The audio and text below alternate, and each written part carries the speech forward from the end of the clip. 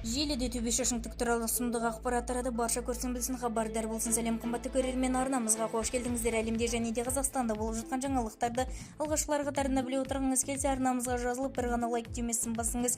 Сіз басқан болсаңыз, біз ендеше бастадық. Демалыс базасында жантүршігерлік оқиға, ер адам балалар бөлмесінде ұсталды. Ақтаудың шетінде орналасқан демалыс базасында орын алған оқиға ата-аналарды шошытты. Lada.kz мәліметінше 8 және де 10 жастағы екі қыз ұйықтап жатқан бөлмеге түн ішіндегі жалаңаш ер адам кіріп кеткен деп хабарлайды өзгеріс.инфо сайты. Куәгерлердің айтуынша, бұл базада Ақтаудағы жүгіру клубының мүшелері отбасыларменен бірге демалып жатқан. 26 шілде күні кешке ересектер екі кішкентай қыздың бөлмеге ұйықтатқан. Алайда түнгі сағат 4-те шамасында күтпеген жағдай болды. Қызым айқайлап бөлмеден жүгіріп шықты. Көзінен қорқыныш сезіліп тұрады.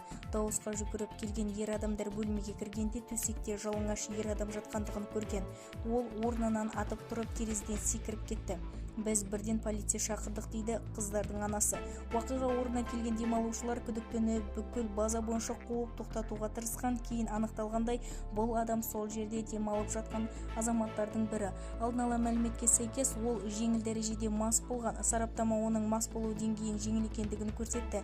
Бірақ ол балалардың бөлмесіне қалай кіріп, неге жалаңаш жүрген? Полиция қылмыс құрамы жоқ дейді. Бұл қалай болуы мүмкін? Балаларға бірдеңе болса не болар еді? Қазірдің өзіне бұл олар үшін ауыр соққы.